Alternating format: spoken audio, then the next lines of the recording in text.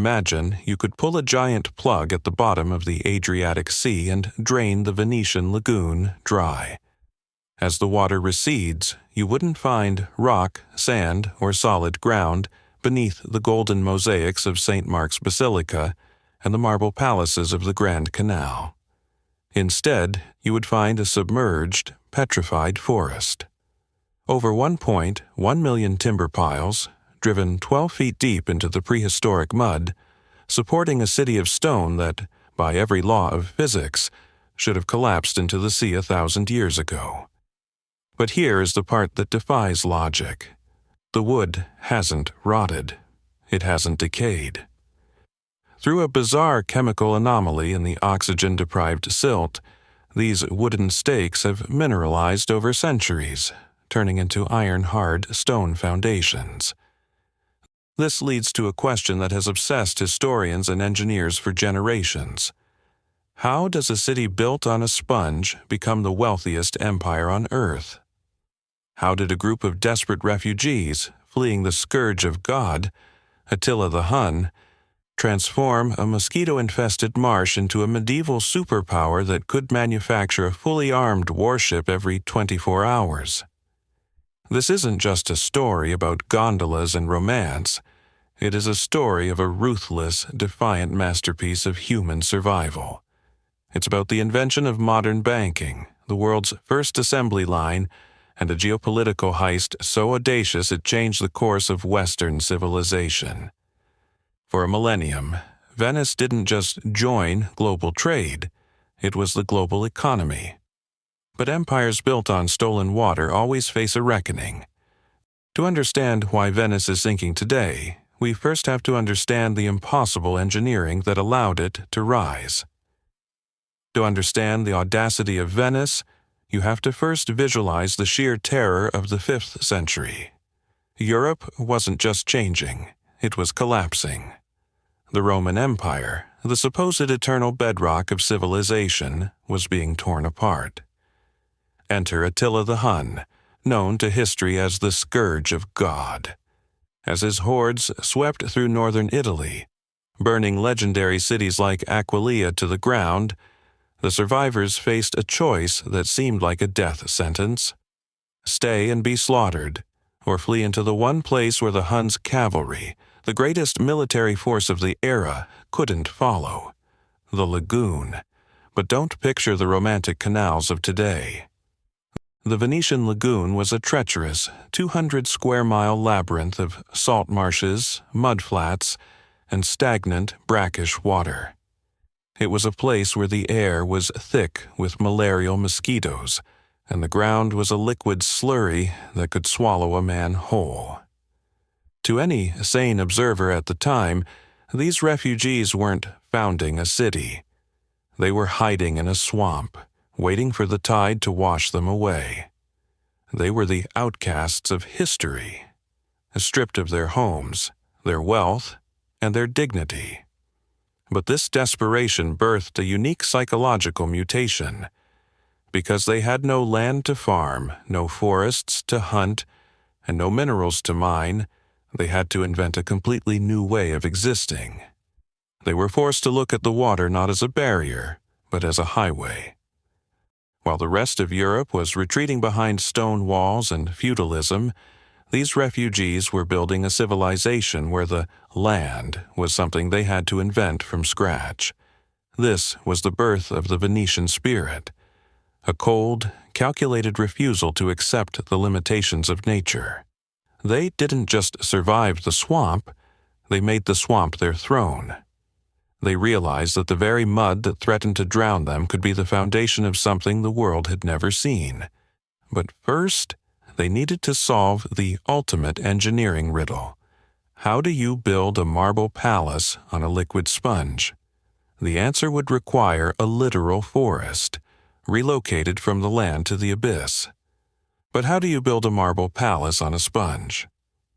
To solve this, the pioneers of Venice had to become the greatest civil engineers the world had ever seen. They realized that if they could get past the soft surface mud and reach the Coranto, a deep, highly compressed layer of stiff clay, they could create a foundation. But the Coranto was deep, and the mud above it was treacherous.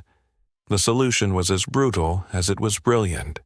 They began harvesting millions of larch and oak trees from the dense forests of Slovenia, Croatia, and Montenegro. They stripped the branches, sharpened the tips, and drove them upside down into the mud one by one. Imagine the scale of this labor. We aren't talking about hundreds of logs. We are talking about a literal forest relocated beneath the waves. For the foundation of just one church, the Santa Maria della Salute, workers drove 1,106,657 wooden stakes into the earth. If you laid those logs end to end, they would stretch from the canals of Venice all the way to the southern tip of Sicily. It was backbreaking, rhythmic, manual labor, using nothing but primitive pile drivers and raw human sweat. But here is the mystery that baffles modern architects. Normally, wood submerged in water rots within a decade. It softens, decays, and collapses. Yet Venice has stood for 1,500 years. Why? The secret lies in the mud itself. The silt of the lagoon is anaerobic. It contains absolutely no oxygen. Without oxygen, the bacteria and fungi that cause wood to rot cannot survive. But something even more miraculous happened. As those logs sat submerged for centuries, they were subjected to a constant flow of mineral-rich water and silt. Over time, the wood underwent a molecular transformation.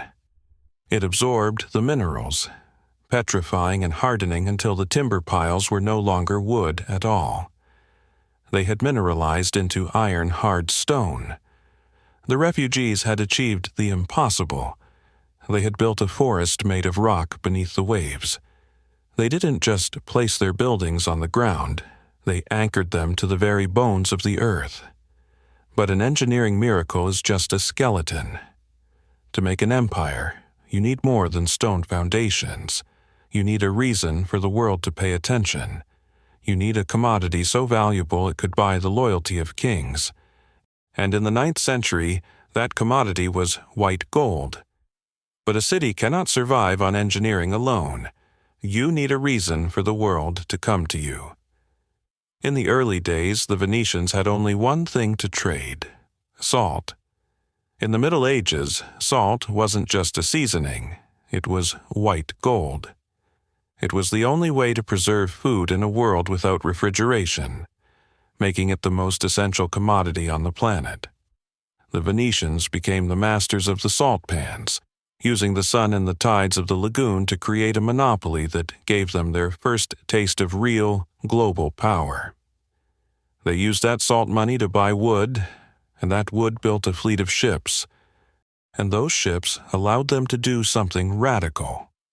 They stopped looking at the land behind them, the fractured, warring states of Europe, and turned their eyes toward the east. They became the ultimate middleman between the dying Roman West and the glittering, wealthy Byzantine Empire in Constantinople. They weren't just merchants, they were survivalists who realized that if they controlled the flow of goods, they could control the kings who wore them. They invented the first free trade zone. They established the first maritime laws to protect their investments. They even invented the concept of quarantine, derived from the Italian 40 giorni, or 40 days. This wasn't just about health. It was a cold business decision to protect their city from the Black Death while keeping the ports open for the next shipment of gold. By the year 1000, the refugees of the mud were no longer hiding. They were the most sophisticated intelligence network in the world. Their diplomats knew what was happening in the courts of London, Cairo, and Beijing before the local kings even woke up. They had transformed their liquid prison into a fortress of gold. They were the Serene Republic, La Serenissima, a title that suggested peace but masked a calculated, ruthless ambition. Yet, as the gold flooded in, Venice realized that wealth was not enough. To be a true superpower, they needed something more. They needed a divine soul, Or, more accurately, they needed to steal one. Yet, as we look at the breathtaking marble facades of the Rialto and the golden domes of St. Mark's, we have to ask a darker question. Because a city with no natural resources can only grow so far through honest trade. To go from a wealthy trading post to a global superpower, Venice needed more than just salt and timber. It needed a soul, or, more accurately, it needed to steal one. You see, for all its wealth, Venice in the 9th century was a city without a pedigree. It was a new money upstart in a world that respected ancient relics and divine mandates. To be taken seriously by the Pope, the Holy Roman Emperor, and the kings of Europe, Venice needed a patron saint, someone massive, someone who could put them on the same spiritual map as Rome itself. In 828 AD, two Venetian merchants, Buono and Rustico, sailed to Alexandria, Egypt, with a mission that would change history. They weren't there for spices or silk. They were there to commit the most high-stakes heist of the Middle Ages. They were there to steal the body of Saint Mark the Evangelist from under the noses of the Fatimid Caliphate. The strategy was pure Venetian brilliance. They knew the Muslim guards at the port would inspect every cargo hold, so they hid the bones of the saint under thick layers of cabbage and pork. As the guards approached, the merchants cried out, "Kibzir, kibzir," the Arabic word for pork. Revolted by the sight of the forbidden meat, the guards refused to touch the crates, waving the ship through. When the merchants arrived back in the lagoon, the city erupted. They didn't just have a relic, they had a divine shield. They immediately began building the Basilica of St. Mark, not as a simple church, but as a giant golden reliquary to house their stolen prize. This heist was the ultimate turning point. It signaled to the world that Venice would no longer play by the rules of the land. They would lie, they would steal, and they would defy both the Pope and the Sultan to secure their dominance. By the 1200s, the refugees of the mud were ready to move from theft to total conquest. We often think of the Renaissance and the rise of Venice as a story of art, culture, and enlightenment. We picture Galileo looking through his telescope or Da Vinci sketching his machines. But the reality is much darker. The gold that built the palaces you see today didn't come from a peaceful exchange of ideas. It didn't come from the hard work of salt farmers. It came from the greatest betrayal in the history of Christendom, a heist so massive it ended an empire and arguably set the stage for the fall of the East. To understand how Venice became the richest entity on the planet, you have to look at one man, Enrico Dandolo. He was 90 years old, he was legally blind, and he was the most dangerous CEO in history. In 1202, the leaders of the Fourth Crusade arrived in Venice. They needed a massive fleet to take back Jerusalem. The Venetians, ever the businessmen, agreed to build it, but they demanded a price that would bankrupt a kingdom: 85,000 silver marks. When the Crusaders arrived and couldn't pay the full amount, Dandolo didn't kick them out. He gave them a cold, calculated ultimatum. "If you want the ships, you become my private army first." He didn't send them to the Holy Land.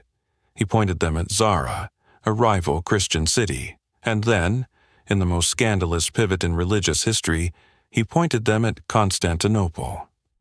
Constantinople was the second Rome, the most fortified, most opulent city in the world. It had walls that had never been breached by land.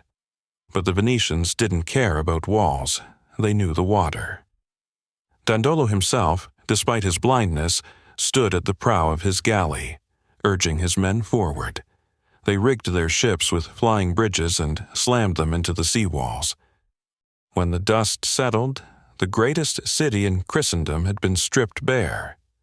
The Venetians didn't just take the gold, they took the 4 massive bronze horses that sit on St. Mark's today. They took the jewels, they took the land, They claimed 3/8 of the Roman Empire for themselves. Overnight, Venice wasn't just a trading post. It was a colonial superpower. They had gone from hiding in the mud to owning the ruins of Rome. But how do you hold on to a stolen empire when you're just a cluster of islands? You build a machine so efficient it would terrify every king in Europe. How do you hold on to a stolen empire when you're just a cluster of islands? You build a machine. If you walk through the Castello district today, you'll find the arsenal. Behind these high red walls, the Venetians invented the concept of the industrial assembly line 600 years before Henry Ford. This was a 110-acre military-industrial complex that employed 16,000 people, nearly 10% of the city's entire population. It was the largest industrial site in the world prior to the Industrial Revolution. While the rest of Europe was building one ship at a time in isolated backyard docks, the arsenal was a factory of power. They pioneered the use of interchangeable parts and standardized production. They moved hulls along a specialized canal, and as they passed different specialized stations, workers would drop in the masts, the benches, the rigging, and the cannons with surgical precision. In 1574, when King Henry III of France visited, the Venetians performed a psychological flex that terrified every monarch in Europe. While the king sat down for a 2-hour state banquet, the arsenal workers started with nothing but a bare wooden hull. By the time the king was finishing his dessert, they had built, rigged, and fully armed a warship, launching it into the water right before his eyes. It was a message to the world. We can outproduce your entire kingdom before lunch. This was the Apple of the 1300s. Their signature vessels, the great galleys, were the highest technology on the planet, the supercomputers of their age. They were the only ships that could carry massive amounts of cargo while effectively defending themselves against the most ruthless pirates. This technological edge gave Venice a total monopoly on the Silk Road. If you wanted pepper from India, silk from China, or pearls from the Arabian Gulf, you had no choice. You bought them from a Venetian at a Venetian price. They weren't just merchants anymore. They were the world's first venture capitalists, inventing the first public banks and complex financial contracts that still underpin our global economy today. But wealth on this scale creates a massive target. As the gold flooded in, the Republic realized their biggest threat wasn't an invading army, it was their own people. As the gold flooded in, the Republic realized their biggest threat wasn't an invading army. It was internal ego. If one man became too powerful, the Republic would die. So they created a political system that was essentially a high-tech cage for the elite. At the top was the Doge. He looked like a king, lived in a palace and wore a crown of gold, but in reality he was a prisoner of the state. He couldn't leave the palace without permission. He couldn't open his own mail. He couldn't even appoint his own children to office. He was a figurehead, watched 24/7 by a shadow government that would make the CIA blush, the Council of Ten. The Council of Ten was the world's first truly efficient secret police. They placed Bocca di Leone, the lions' mouths, all over the city. These were stone letterboxes where citizens could drop anonymous tips. Did your neighbor speak against the government? Drop a note. Is a merchant hiding taxable spices? Drop a note. The council didn't need a public trial. They didn't need a spectacle. People would simply disappear. They'd be found at sunrise, hanging between the 2 red columns of the Piazzetta. A silent warning that in Venice the state is the only god. This ruthless stability allowed them to corner yet another market, the high-tech of the Middle Ages, glass. For centuries, the formula for clear glass was a global secret. Venice guarded it like the recipe for Coca-Cola. They moved all their glassblowers to the island of Murano, ostensibly to prevent fires in the main city. In reality, it was a gilded prison. If a glassblower tried to escape the island to sell their secrets to the French or the English, the Council of Ten didn't just send a letter, they sent an assassin. The secret of Cristallo, the first truly clear glass, made Venice the center of the scientific revolution. You couldn't have telescopes, microscopes, or spectacles without Venetian glass. They quite literally controlled the lens through which humanity saw the universe. By 1450, Venice was the New York of the Mediterranean. It was a megalopolis of 150,000 people, boasting the world's first printing presses and a level of luxury that was unimaginable elsewhere. But empires built on monopolies always have a shelf life. While the Venetians were busy counting their gold and perfecting their glass, two massive tectonic shifts were happening that they chose to ignore. To the east, a new wolf was at the door, the Ottoman Empire. They weren't interested in Venetian trade deals, they wanted Venetian territory. They began a slow, bloody grind that stripped Venice of its Aegean islands, one by one. But the true death blow didn't come from a cannon, it came from a compass. To the west, a Genoese sailor named Christopher Columbus was pitching a radical idea to the Spanish crown. He wanted to reach the east by sailing west. The Venetians laughed. They controlled the Mediterranean. Why would anyone risk the green sea of darkness? They didn't realize that the very water that had protected them for 1,000 years was about to become their greatest weakness. The highway of the sea was moving. In a single generation, the center of the universe shifted from the Rialto Bridge to the Atlantic Ocean. The pepper that once cost a fortune in Venice was suddenly being brought to Lisbon by the ton. The Venetian monopoly didn't just crack, it shattered. As the money dried up, the Republic did what any dying superpower does. They doubled down on the spectacle. They turned their city into the world's first playground for the elite. They invented the casino. They made the carnival a 6-month-long party of masks and decadence. They traded their naval power for soft power, becoming the tourism capital of Europe. But you can't party your way out of a geographical death sentence. In 1797, a young French general named Napoleon Bonaparte arrived at the edge of the lagoon. He didn't even have to fire a shot. The last doge took off his crown, handed it to a servant, and simply said, "I won't be needing this anymore." After 1,100 years, the Republic was dead. Venice was no longer a state, it was a museum. But this is where the story takes its most terrifying turn, because the sea was about to change the terms of the deal. The tragedy of Venice is that the element that birthed it is now the element destined to consume it. For 1,500 years, the lagoon was a liquid shield, but today, the water is the invader. To save this impossible city, engineers constructed the MOSE project, a $6 billion system of 78 mobile gates. When the tide rises, these gates fill with air, rising from the seabed to block the Adriatic. It is a spiritual successor to the petrified forest of the 5th century. But even as the gates rise, we must ask, how much longer can we hold back the inevitable?